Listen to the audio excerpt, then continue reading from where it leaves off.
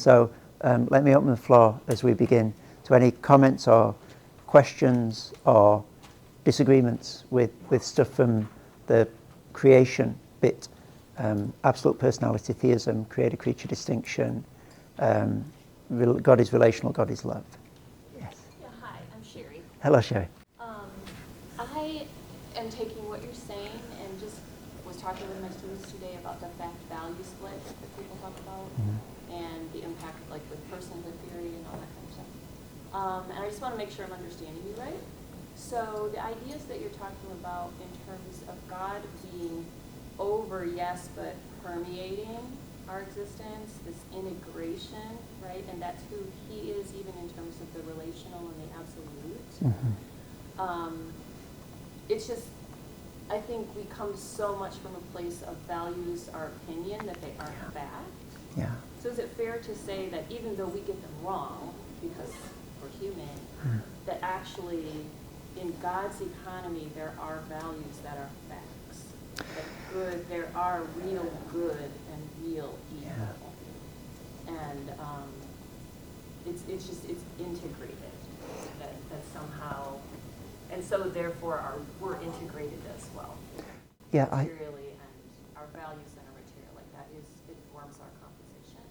Look, I think that's absolutely right, Sherry. And as soon as we've said something like values are facts, we've privileged fact as the baseline category and tried to sort of elevate values to the status of what we think is the absolute, which is fact. And I guess what... Maybe I should use the word truth. But perhaps, yeah. I'm not sure. I don't know exactly what language to use, but I think you're absolutely right when you said that there's this integrated vision. It's right there in Genesis 1, isn't it?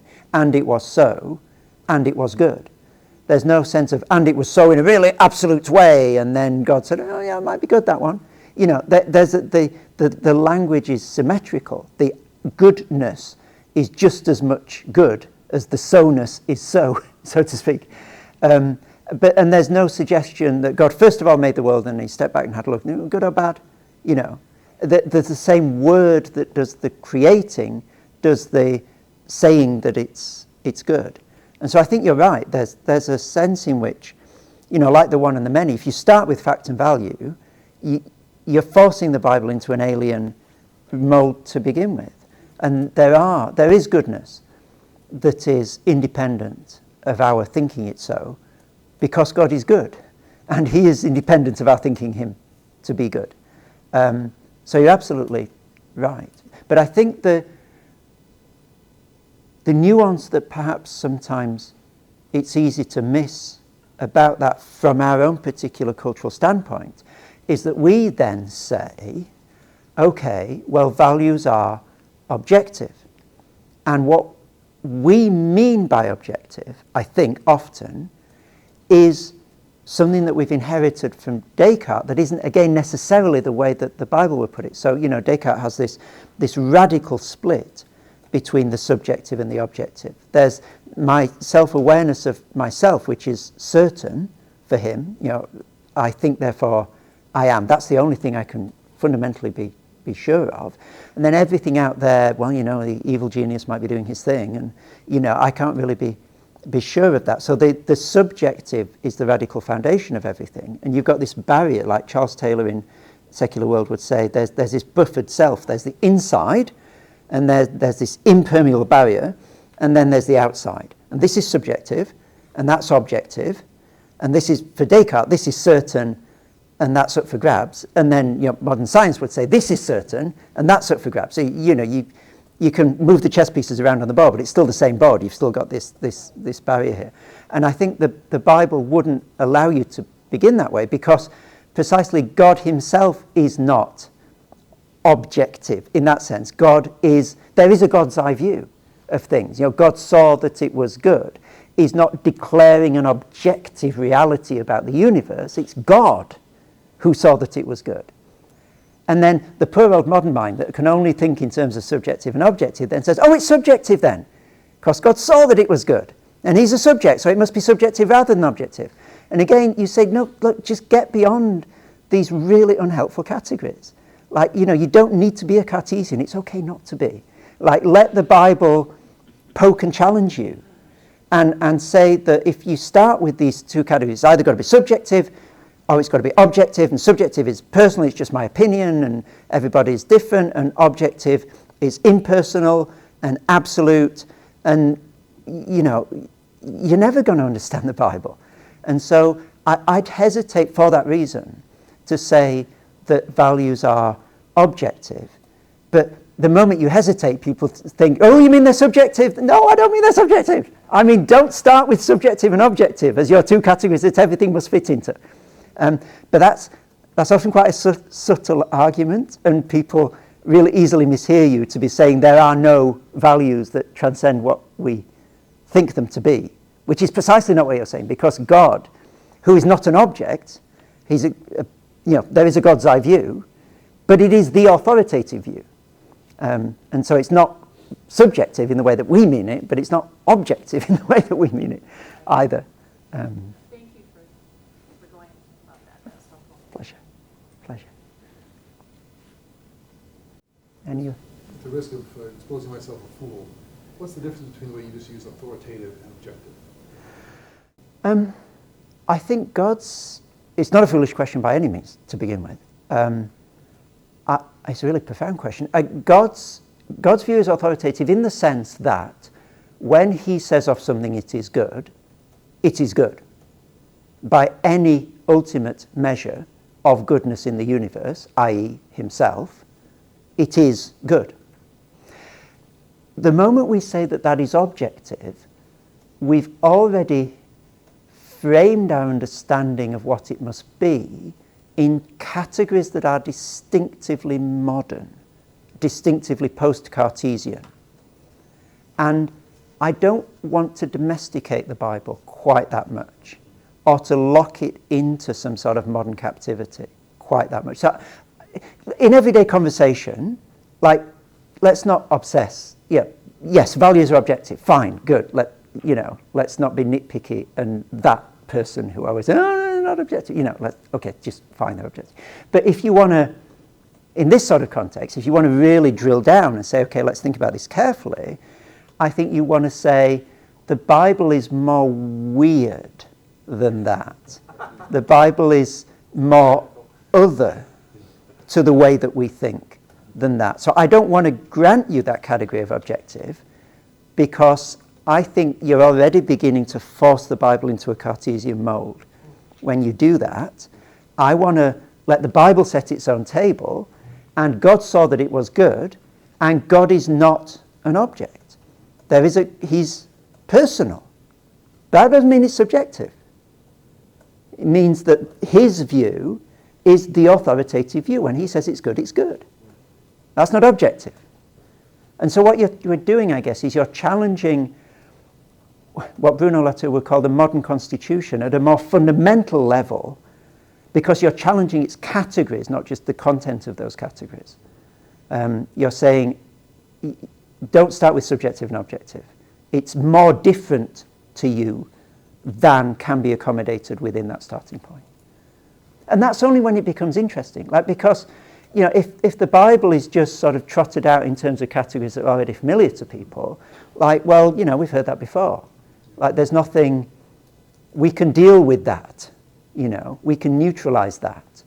But I think that where it gets really interesting in contemporary society is when we don't let that happen to the Bible. And it is weird and prickly and unusual and rubs you up all the wrong ways and doesn't let you have your categories. And that's when you get really interesting conversations going on, I think, between culture and the Bible.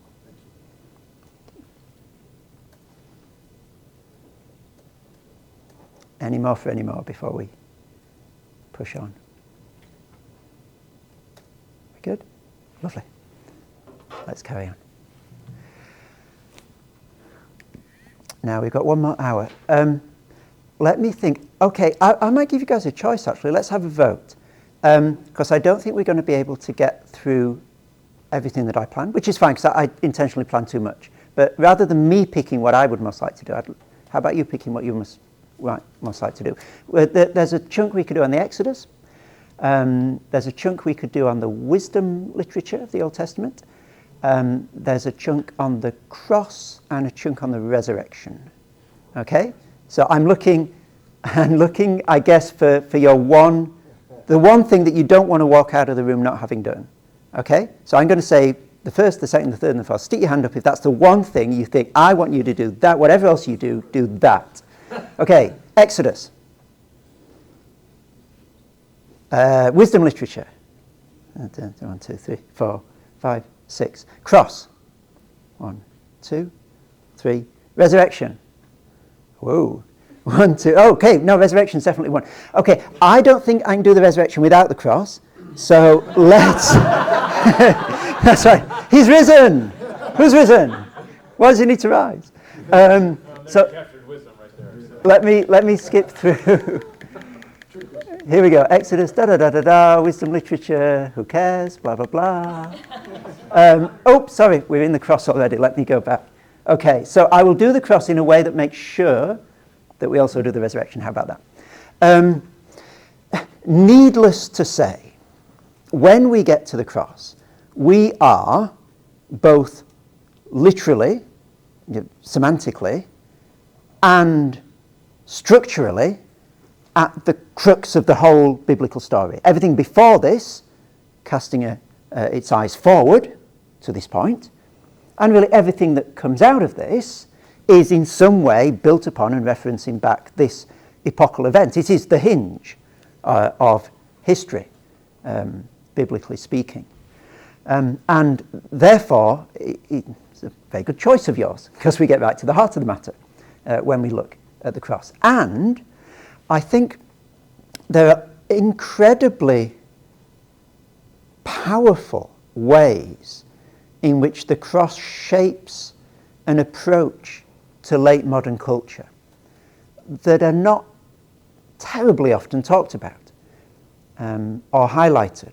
And it's those that I want to highlight today, which doesn't mean that all the things that we say about the cross that are usually highlighted are therefore not important. So I'm not going to talk, for example, today about the cross and reconciliation, or the cross and the propitiation of God's wrath and things like that. Not because they're not important, but because in terms of cultural critique, the things that I am going to talk about, although perhaps of subordinate importance to these other things, are commonly neglected. So I'm shining a light in a corner that doesn't often get the light, rather than suggesting this is the main thing about the cross in the Bible.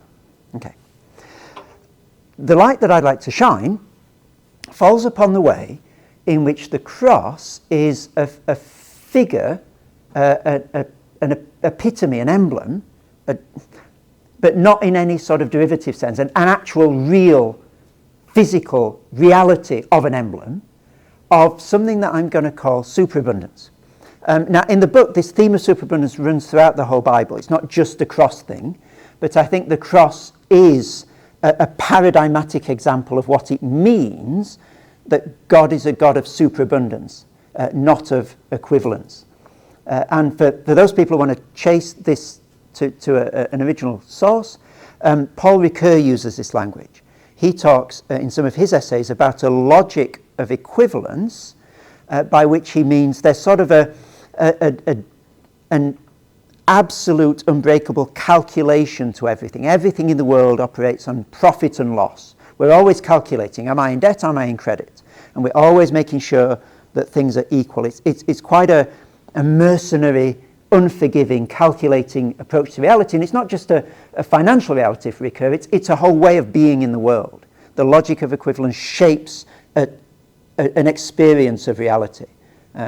And if we had more time, we could tease out what it feels like and what it looks like to live according to a logic of equivalence. And Ricoeur's point is that not only in the cross, but systematically in the Bible, we find that logic of equivalence being ruptured by God. God is not a God of equivalence. God is a God of excess and lavishness and the sort of blowing raspberries at debt and credit relationships, as if all we needed to do was balance the books all the time. And that's what I'm going to try and get at in the cross, because I think that the New Testament presents the cross in these terms. I was saying earlier, Chesterton often sees things that other people miss. He saw this really vividly, I think, and this is one passage where he brings this out. Christ, even, he says, had a literary style of his own, not to be found, I think, elsewhere. It consists of an almost furious use of the a fortiori. His how much more is piled one upon another, like a castle upon castle in the clouds. The diction used about Christ has been, and perhaps wisely, sweet and submissive. But the diction used by Christ is quite curiously gigantesque. It's full of camels leaping through needles and mountains hurled into the sea. I want to focus on this idea of the how much more. Now, Paul doesn't say, does he, Adam sinned and then Christ calculated how much atonement do I need to produce in order to cancel out that sin and get us back to the baseline where we started, just the right amount. Okay, that's how much I'm going to pay. Up, back to normal. Good, all done. Book's balanced. It's not the terms in which it's presented, isn't it? It's if in Adam all died, how much more in Christ will all be made alive? Well, how much more? He doesn't tell us. A lot more. More than you can fathom. He doesn't put a limit on the more, does he? He just opens up this sort of, takes the roof off and says, how much more? It's an unlimited way of putting it, isn't it?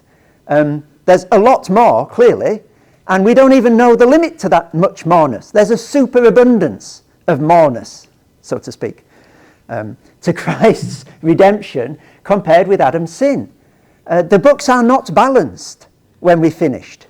There's an excess, there's an overflowing of redemption, of being made alive in Christ compared to dying in Adam. And this is the idea of the cross as a figure of superabundance. That the cross breaks the mold. The cross doesn't just not balance the books, it throws the books into the fire and dances around them whooping. You know, there's a riotousness about the cross in the way that it's presented, in this superabundant way in the New Testament. This is not the accountant's redemption. This horrifies the accountant. This is, I don't know, who's a figure of sort of superabundant joy? You're going to have to help me here in our society. Whose redemption is this? This is I've got the idea of bohemian artist in my mind. Yeah? Let's go for this. This is the bohemian artist's redemption.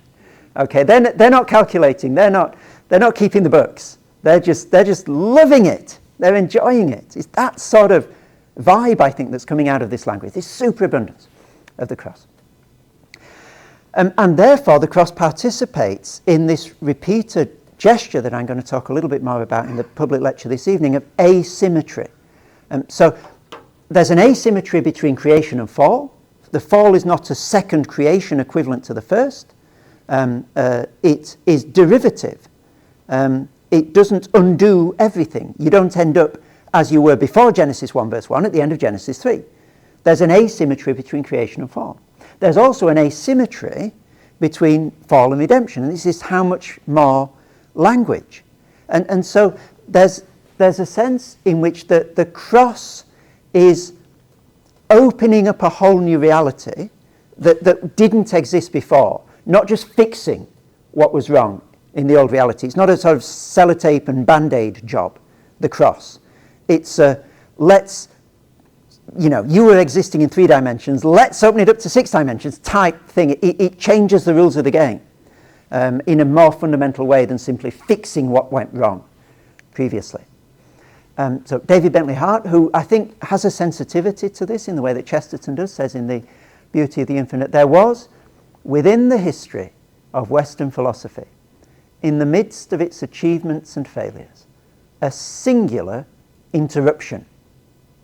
The arrival of a discourse of truth in which every principle of necessity became subordinate to the higher principle of gratuity.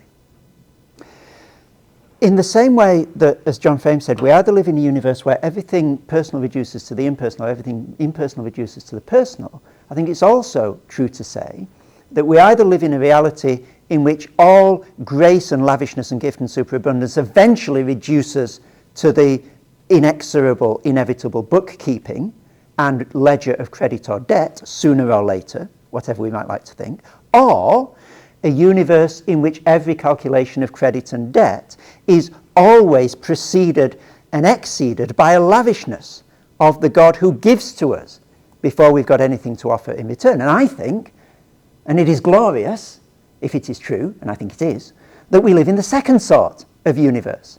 Because what a deadening, claustrophobic place it would be if we lived in the first sort of universe.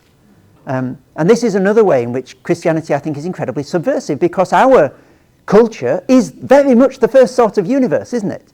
You know, we don't really even do marriage in the way that we used to. You know, you get your prenuptial agreement because it's credit and debt, and I want to know if this goes wrong, who's going to get what, because I want the books to balance. You know, we take the things that have customarily been outside of the market in our society, and we are systematically putting them inside the market. This is Michael Sandel's argument in What Money Can't Buy. You know, we have marketized our identity, our joy, our security, our relationships, because, well, that's the vibe, isn't it, in our society? That's the way things go. That's the drift. We live in this society in which every instance of gratuity is always, eventually, give it long enough, reduced to a market paradigm of credit and debt and trading. As Christians, first of all, we need to be alive to that and resist that in our own engagement with the world.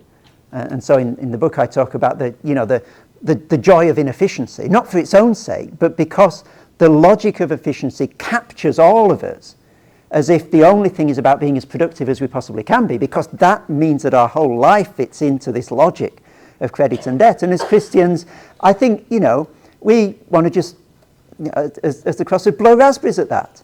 You know, there is a joy, and an unproductive joy in that sense, in that very immediate sense in which the world understands productivity, that is part of the Christian experience of life and doesn't compute.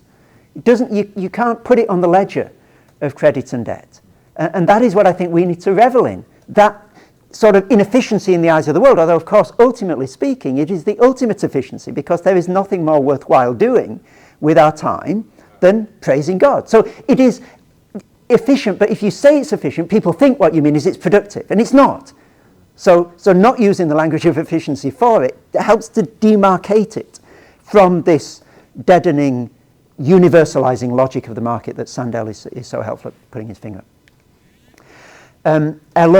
Jacques Ellul in Money and Power. If you haven't read any Jacques Ellul, he's another one of these voices that he says stuff that you're unlikely to find in a lot of other places. So you won't agree with everything he says, a bit like Chesterton, but you'll find some stuff that will make you think. So he was a former communist, and he got converted out of that very sort of left-wing view of things, and so you get sort of echoes of that in the way that he engages with society. And he's not your average mid-century Christian writer. He's really, really interesting, lots of different ways. He says in a book called Money and Power, the one who protests against the free gift, this is so interesting, isn't it, is Judas. I think he's talking about the woman who pours the perfume on Jesus, and like Judas is horrified. We could have fed the poor with that money. How dare you? You know, how many mouths could have been filled with this perfume? And like Jesus doesn't say, yeah, you're right, Jesus, that was so bad. You know, we should have fed the poor. No, he doesn't do that, does he? But like, I think there's a bit of us that thinks, oh, I'm a little bit uncomfortable, because like, you should have fed, like, shouldn't you have fed the poor with, like, people might not have died if you know, it grates a little bit with us, I think, which is great, because it's at those moments that the Bible grates with you that you know you're onto something, and you know you can grow and develop in your understanding. And so it's Judas who says, oh, don't do that. No, that's a waste. That's not efficient, is it? Feed the poor, that's the efficient thing to do. He would have preferred it to be used for good works for the poor. He wanted such an enormous sum of money to be spent usefully. Giving to God introduces the useless into the world of efficiency. Again, he's using useless almost in square quotes, like the way that the world understands use. This is useless. And this is an essential witness to faith in today's world. Just want to hang with that word essential for 1 second. That's a pretty big claim, isn't it? Like, he's saying this is fundamental to the way that we witness in today's world. I'm not sure that he's wrong, you know. I'm not sure that in a world that brings everything within the market paradigm, resisting that is not a profound and fundamental way of showing that the gospel of Christ is different in today's world.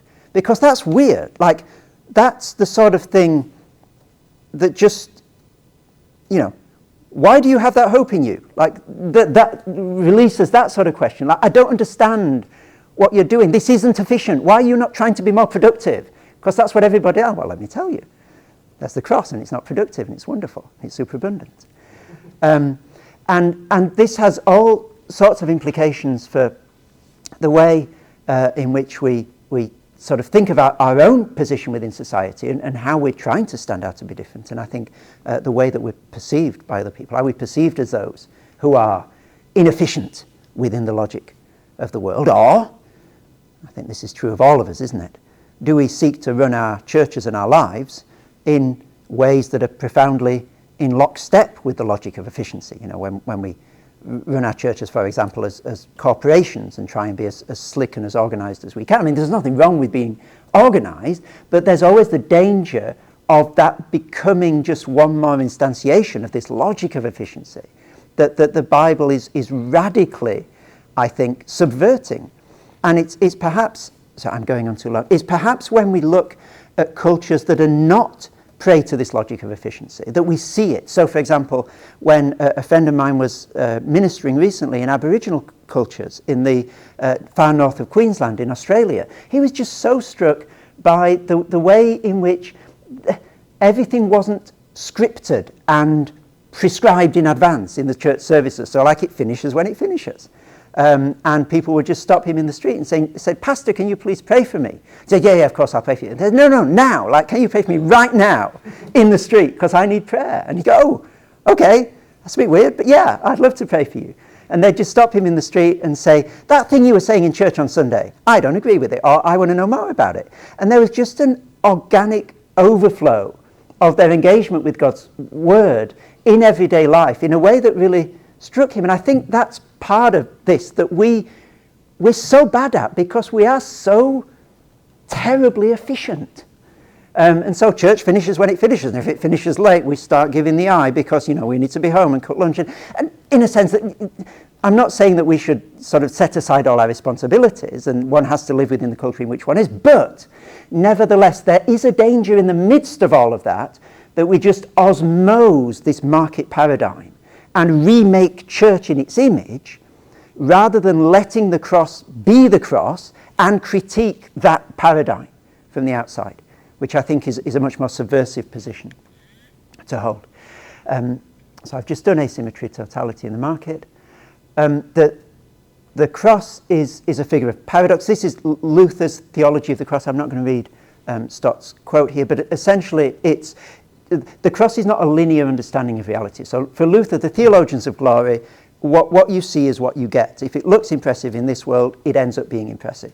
The theology of the cross is the first will be last, basically, and the last will be first. If it looks impressive in this world, there's a decent chance it's not going to be impressive in the kingdom of God, because not many of you were wise, as Paul says in 1 Corinthians. And therefore, glory goes via the cross. It's Lazarus again. It's Augustine and Lazarus, isn't it? If you want real glory, you've got to look for the flea-ridden beggar. That's not linear. It doesn't look glorious. So there's this paradox that is embedded into the logic of the cross. Don't judge by what you see. Don't think that Lazarus is simply wretched. Actually, he is glorious. That's the logic of the cross. That's the paradox of the cross. And again, I won't belabor this because I did it in the first session, but the cross is this paradigmatic moment of subversive fulfillment in 1 Corinthians 1 again. So I'm just going to skip to the end of my diagrams here and do them all at once. So this is a diagrammatic representation of 1 Corinthians 1. Jews demand miraculous signs, Greeks seek wisdom, so that an ascending line showing that these are aspirational values for these cultures, but we preach Christ crucified on a collision course with these values. It's a stumbling block for Jews and folly for Greeks. Notice they never actually engage with the cross. They bounce off it. They don't go through the cross. This little line here, they never actually see it for what it is. No wisdom here, no power here, nothing to see here, off we go. They bounce off the cross. But if they're willing to go through the cross, and this is the paradoxical moment, this is the moment where you realize, oh my goodness, Lazarus is more glorious than Caesar. That's amazing. That's weird. That's delicious. That's fantastic. That's this moment. And then you see that the foolishness of God is wiser than human wisdom, and the weakness of God is stronger than human strength. So that's a visual representation of that logic in 1 Corinthians 1. And therefore the cross is, as I was saying earlier, both the confounding and the confrontation of human desire and human values, and their ultimate fulfillment at the same time. It's the same cross that does both of those things. And so the cross as a figure of paradox, I think, is an incredibly fruitful way of engaging with culture, in addition to the cross as a figure of superabundance. Can I have your permission to go straight onto the resurrection? Because that was the one most people wanted, and then we'll do a combined Q&A at the end. My resurrection, I think, is shorter than my cross, so hopefully we'll get this all done. One cannot overestimate, can one, the radicalness, is that a word? The radicalness of the language that the New Testament uses to talk about the resurrection. You know, so we might say the resurrection was a very significant moment in salvation history, and it's true, but it's not what the New Testament says. Because the New Testament puts it in the language of being a new... Anyone?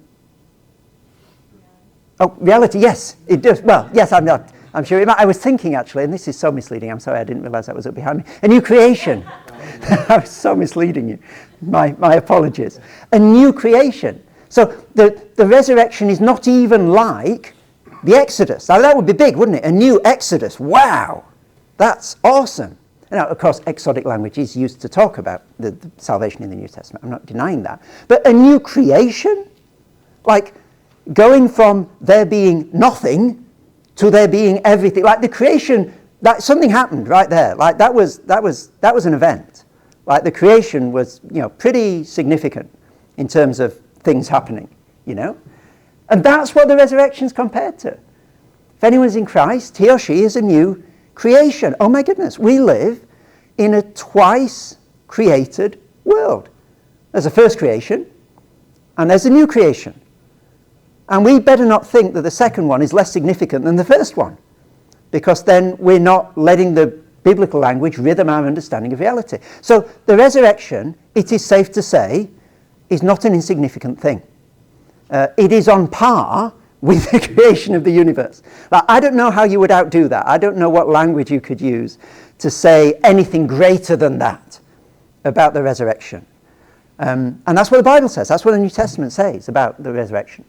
It opens up to a new reality. It's a reality that finally bursts open this suffocating, claustrophobic logic of credit and debt. Because what is the ultimate limit that all of the limits participate in life? What is the ultimate buffers that all of our trains eventually come crashing into and go off the rails? It's death, isn't it? Death is the final enemy. I lost my father in the last year, and this is something that's very raw to me. Death. There is nothing so wretched and so disempowering and so inhuman and so bleak as death. And all the other things that are wretched and inhuman and bleak are little shadows of this ultimate reality. And death is the ultimate limit. It thumbs its nose at all human achievement, all human aspiration. Everything that we might think valuable will eventually be swallowed up by death, like it or not. It is the final limit on all of our dreams and on all of our realities. If Christ has not been raised from the dead. But if he has been raised from the dead, which, ladies and gentlemen, indeed he has, then to use Paul's language in 1 Corinthians 15. Ha-ha! Death! You've lost your sting. He's mocking death, isn't he? In 1 Corinthians 15, he's dancing around, pointing at death. Look at you, you little weakling. You thought you were the final limit to everything. Well, let me show you. Christ has been raised from the dead, you pathetic little... That's the tone of 1 Corinthians 15, isn't it? Death, where is your victory? He's taunting death. Let that sink in. Taunting death. How dare he? Only if Christ has been risen from the dead. And therefore there's no limit, is there? Anymore. The final limit of all limits has been erased from the universe and the reality in which we live. Death isn't an end anymore. Death isn't the final beast that will swallow up all human aspiration and joy and love and intimacy and friendship and peace. Because death has lost its sting. Because Christ has been raised from the dead. And therefore we live in a profoundly different universe to a universe if Christ had not been raised from the dead. And if death still was the final limit. Which is the universe that most people around us think they're living in. They're not right, of course. Christ has been raised from the dead, and therefore we're living in a limitless, abundant universe where life has the final word, not death. But they don't know that. And therefore living with the shadow of death hanging over all human aspiration and achievement, when it need not do so, is heavily ironic and heavily evocative, I think, of pathos.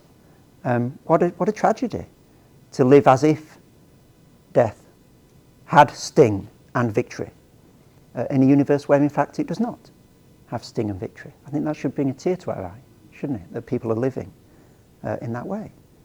But we, gloriously, through no virtue or effort of our own, have been brought by God to realize that that's not the case.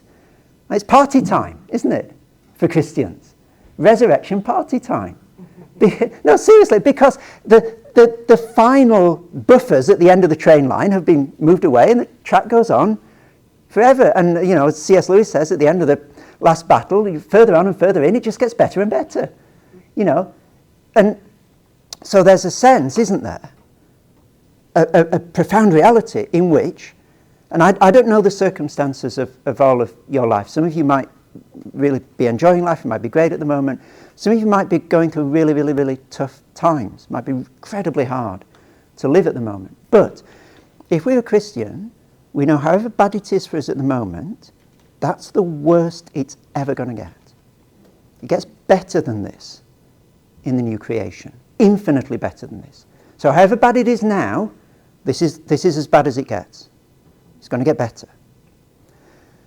But if we don't think that Christ has been raised from the dead, or if we're not in Christ, if we're living in God's world where Christ has been raised from the dead, still in rebellion against Christ, then however good or bad it is for us at the moment, that is as good as it's ever going to get. Because it's never going to be as good as this again after the final judgment. It's all downhill from here. Better enjoy it now, because it's never going to be as good as this again. And again, those are profoundly different universes to live in, aren't they? If I think that whatever suffering I'm going through, whatever heartache there is at the moment, this is as bad as it's ever going to get for me, in the sense of what I've got to look forward to is orders of magnitude better than this, to the extent that I can't even imagine how good it's going to be. That's what I've got to look forward to. Whereas, of course, if I face Christ on that last day without having swapped places with him on the cross, then I better enjoy it now, because I'm never going to have it this good again. A new freedom. This is the freedom of bursting the limits. You know, so we learn in the book of Revelation, don't we, that the treasures of the kings are brought into the new creation. There's a sense in which there's a certain continuity between what human beings do here on earth and in heaven. There are other passages that talk about a rupture, of course, it's complicated, but there nevertheless is a sense in which not everything that is done in the here and now is fruitless or pointless, given the new creation. Bonhoeffer's really good on this. Like, just because we're going to be raised doesn't mean that we sit back and do nothing now. It in fact impels us to work now. And this is Paul's language and logic in 1 Corinthians 15, isn't it? Like he has 50-odd verses of jumping around, thumbing his nose at death and saying, these great, wonderful theological realities. God has raised Jesus from the dead. How does he land that chapter? You think he might say, therefore, cosmically, this wonderful reality is opened. He says, don't lose your zeal. Keep working. Stick at it. Get up tomorrow. Serve God. Do what you need to do.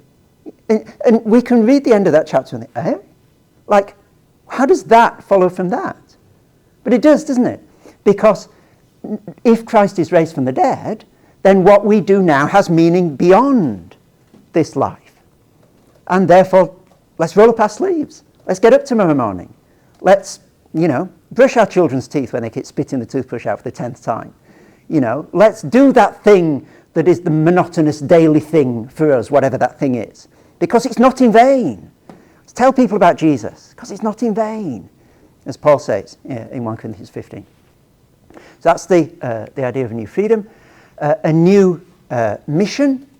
Again, the fact that Christ has been raised from the dead, that there is no limit, gives us a new sense of what we're doing in life. It's very hard to sort of craft a sense of deep purpose if we know that there is this beast called death that swallows up everything in the end. You can sort of craft little meanings for yourself to entertain yourself, as you go, but there isn't any deep existential satisfaction, I think, to be derived from concocting those little meanings for ourselves, because we know that, well, eventually, if not in the heat death of the universe then before, nobody's going to be around to remember or even know or care, because there's going to be nobody.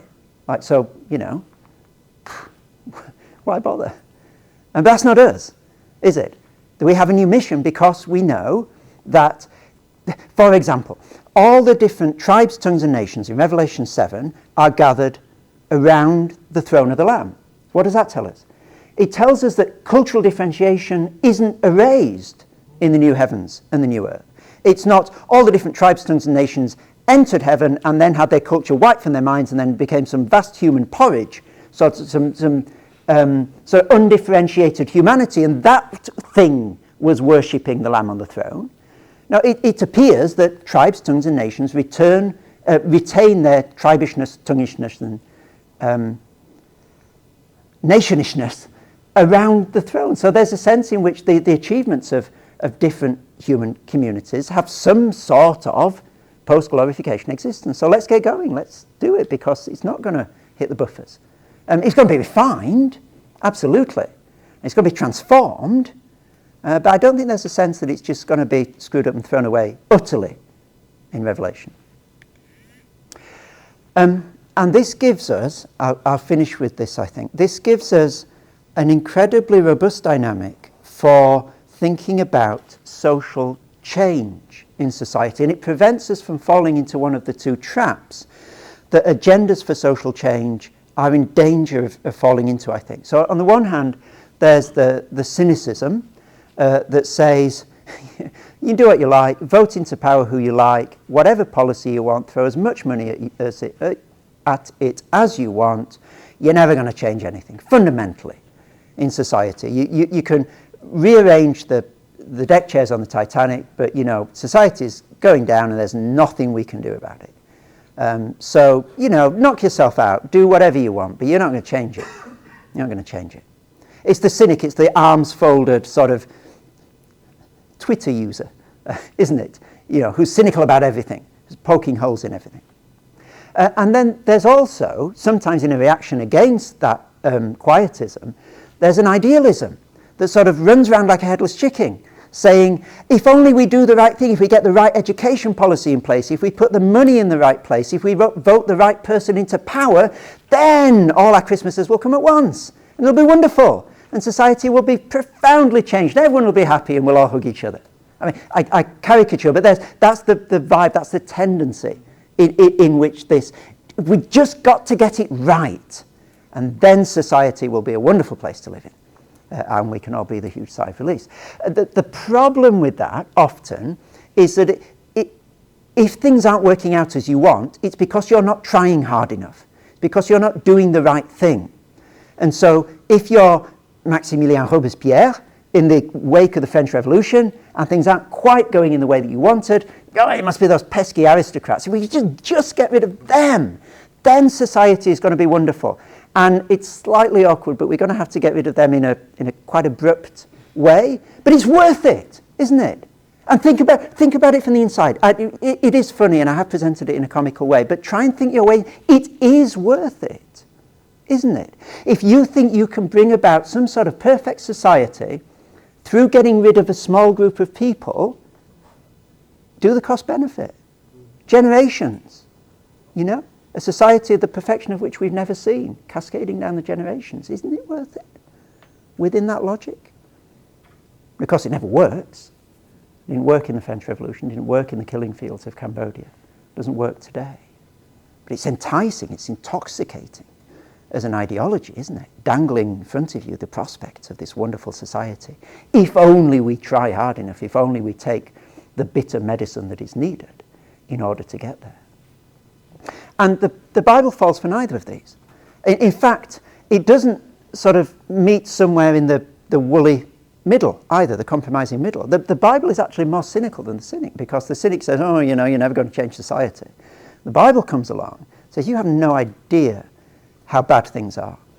The problem is not just that we haven't, put money in the right way, or the government's corrupt, or all politicians are corrupt. The problem is the inveterate sinfulness of the human heart.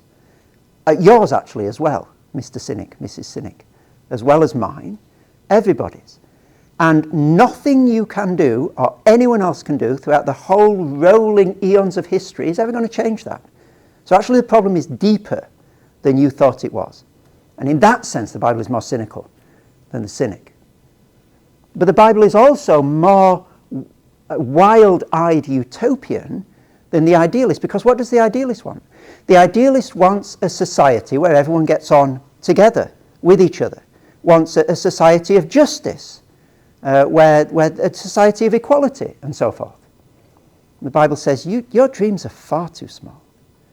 Let me show you a reality where there is justice even for the dead, where everything that's been done in secret will be brought out into the open, and will be judged not by a human judge, who, however good he or she is, can get things wrong, but by someone who sees the end from the beginning, knows perfectly, and judges with utter perfection. Now, are you proposing that, idealist? No, you're not. Let me show you a reality where even the world is healed. The lion lies down with the lamb. Are you proposing that sort of radical ecological reformation? Not with that level of radicalness, you're not.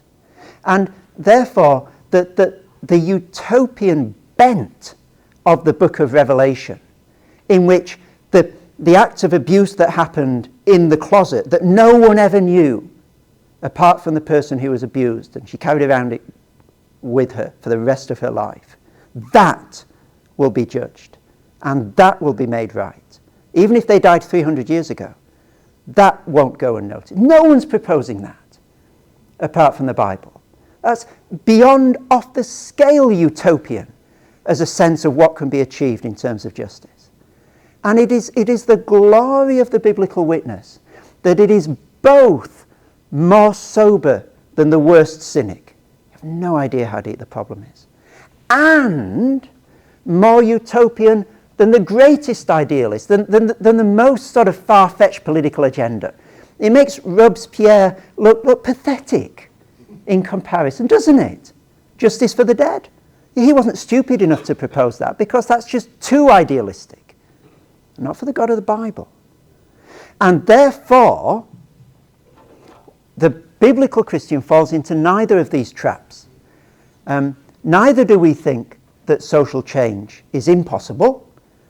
Neither do we run around like headless chickens trying to bring it all about now. But again, Bonhoeffer, end of 1 Corinthians 15, so what do? Do we just sit, with our hands folded in our laps waiting for it to happen? Absolutely not. Because there will be a final judgment of all things in which everything will be set right, including what was done in that closet 300 years ago, roll your sleeves up. Do what you can now. Work for justice now. Work for freedom now, in all the senses of freedom. So, the end of physical incarceration, but also freedom from sin.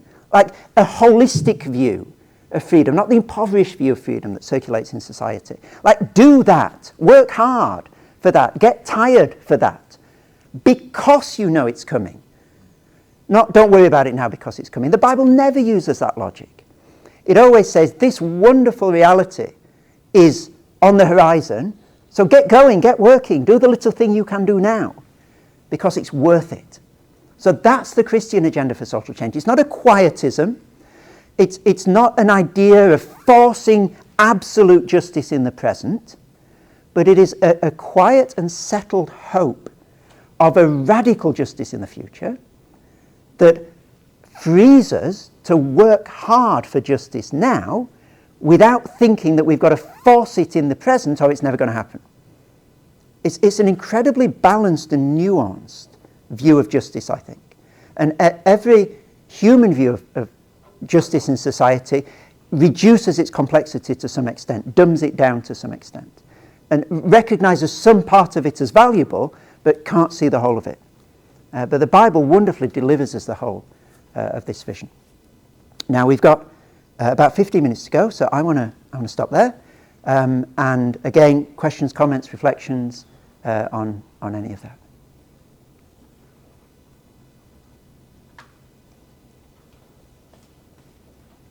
Jeremy. Yeah, when I read this, I literally had to stop and pause and think for, you said in that chapter, you said the resurrection is not a resuscitation. Jesus did not come back to life, he went forward to new life. So we think of this, the already not yet of new creation. Paul speaks about it in 2 Corinthians 5, Galatians 6, he's using this language, hinting at something. But then, a couple pages later, you said, viewed from the point of view of the natural order, Christ's resurrection shows that entropy is not ultimate. Can you help me metaphysically get my head around this sense of what is the expectation?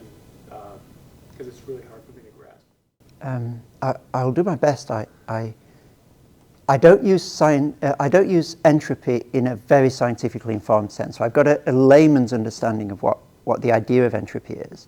It's my understanding of it, and if there's any scientists in the room, you're going to cringe at this because this is a non-scientist view of entropy, is that disorder in the universe inevitably increases, globally speaking, over time, and you can't do anything about that. That is an absolute law. Things fall apart, to use that line from the Yeats poem.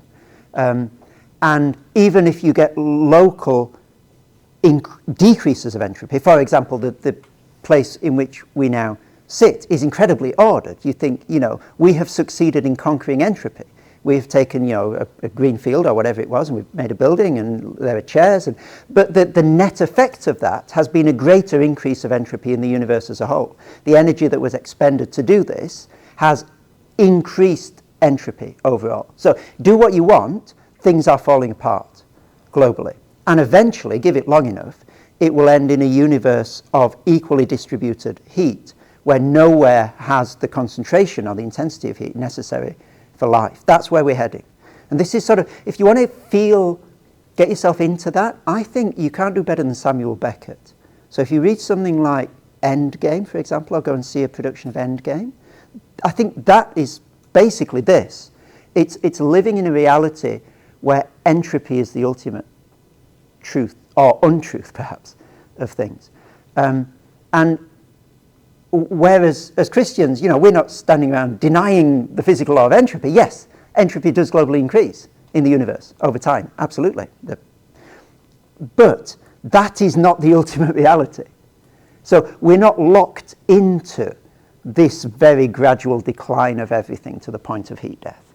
That is not where we are going as Christians, because and this is where that language of this universe being sort of folded up or burned away in the Bible comes. This is not the conditions in which we now live are not the ultimate conditions of our existence. So entropy is not the final word for us. The new creation, resurrection life, limitless, last chapter of the last battle is the reality for us. And again, I think most people, Christians included, like me included, go through life just not realizing the difference that makes. Like it's an idea up here, but it's not a reality. And it takes someone like Samuel Beckett, who I think has the great virtue of taking this seriously and following it through and saying, okay, what does reality fundamentally look like, and what do relationships fundamentally look like if this is a universe that we live in? And it looks really bleak and depressing and sapping of energy and you know, and all the stuff that Beckett is about. Yeah, and so for Christians and non-Christians, like realizing this in more than I can articulate this on an intellectual level is sort of the ball game, I guess, like living in line with the reality as it actually is. Takes a lot of work because we're so expertly catechized by late modern society to have certain assumptions that we're not even aware of. And yeah, we're quite complicit in that catechesis as well. Like we're not saying no, and modernity is saying ha, you know. We're like, oh, that's quite nice. You know, I'm going to watch all the adverts on YouTube and then think that if I buy the new car, I'm going to be someone that everybody likes. And you know, whatever it is, like we're happy with that. But unless we resist that and engage in an aggressive counter-catechesis that only a Christian community can afford, like with a different rhythm of life and different way of being, we're never going to understand what it's like to live in a universe that's rhythmed by the excess of and the superabundance of resurrection. Because you can't imagine it yourself. You need a community to live out together what that's like.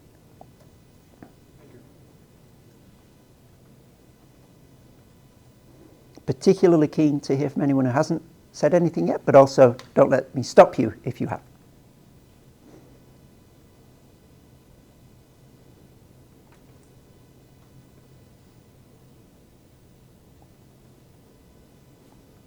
Oh, I beg your pardon. So I'm currently in a class on existentialism and a historical seminar on Nietzsche. And one of the concepts that our professor's kind of been pushing us towards is to look at life and say that it's beautiful and worth living without having to look at an afterlife, at a sort of resurrection to make this life valuable. And it's something that I've kind of been pushing back against. I don't like embracing that language. How would you respond to someone that genuinely says, I love this life is good, this life is worth living, even though there is nothing beyond it? Do you think that there's any way for that hope to be found? I was going to say something, and then the very last thing that you said, well, made me say something else. I think that can be many things, but it can't be hope, can it? Like, it might be pleasantness, or what the Greeks called ataraxia, which is a sort of calmness of soul. But I don't think it can be hope, because what are you hoping for there? There's just more of the same. Like, if you're happy with the way things are, then all that you can hope for is that you remain happy with the way things are until you die. And I think so. I think this sort of idea has its origin in Epicurean philosophy, where Epicurus says basically, look, there probably are gods, but I think they're a long way away from us, and I don't think they care about us, so let's just not worry about them. It's an understanding of life that's fundamentally articulated on a denial of reality, or a selective choice to engage with certain parts of reality and not others. And therefore I think sooner or later most people would have to come to the position that it is a view that is intentionally pulling the wool over its eyes, its own eyes, or at least choosing not to inspect whether it does have wool over its eyes, if you see what I mean. And therefore that there's something, most people would say sooner or later, in the darkness, in the wee small hours of the morning when nobody's there to see, that there is something fundamentally empty or deficient about that sort of view of life. And we're very good at narcotizing ourselves into not feeling that and to thinking that I'm happy and all there is to it. But there's always the nagging doubt, isn't there? The sneaking suspicion. And what if I'm wrong? And I'm not sure that we can ever be completely at peace with that suspicion echoing in the background. To go back to what you were saying at the beginning, Nietzsche has an idea of nihilism, and he says that Christianity is nihilistic because it puts all the meaning in the life to come, and therefore it devalues this life, and we should value this life. And Camus says pretty much the same on a Nietzschean frame. And the fault there is not in the valuing of this life, it's in the zero-sum game that says you either value the life to come or you value this life. And so Camus says, I would believe in God, but then I would have to disbelieve in man, and therefore I don't believe in God. And the Christian response to that is, no, believe in God and don't care about man. No. The Christian response is you can only understand and serve and love humanity properly and care about it truly if you're caring about it in the context of caring about God. This is Bonhoeffer again.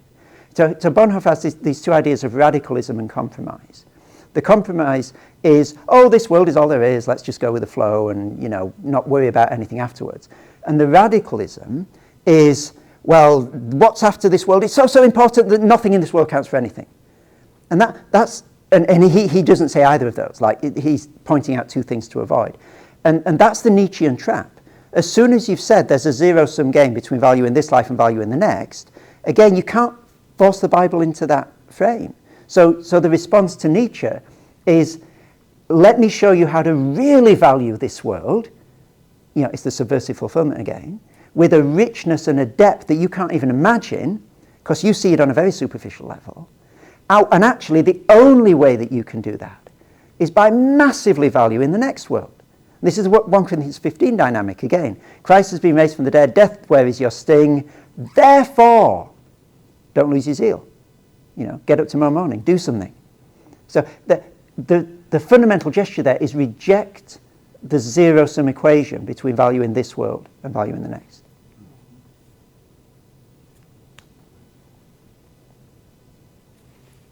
Five minutes.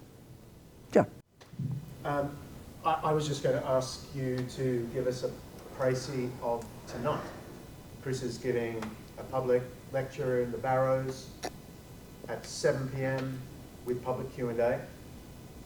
What are you doing? How's it different from what you've done here? Well, the title that I've been given by a certain someone sitting in the room is why, despite everything, Christianity still makes sense, brackets, of everything. And I'm essentially going to say that we all need to make sense of life. One of the primary ways that we do so is through stories. And I'm going to suggest one major story through which our particular culture, our modernity, has systematically made sense of itself for about 3 centuries now, and the way in which that is still current today, in which modernity is still making sense of itself through this particular story. And then I'm going to bring alongside of that a biblical account, and I'm going to sort of compare the two, and I'm going to try and argue two things.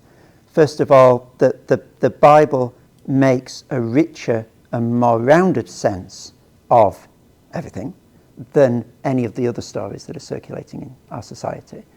And actually, that these other stories need to piggyback on and borrow from the Bible in order to make any sense at all. So there's a sort of a weak version of the argument, which is actually I think the Bible does make better sense of life than the alternatives.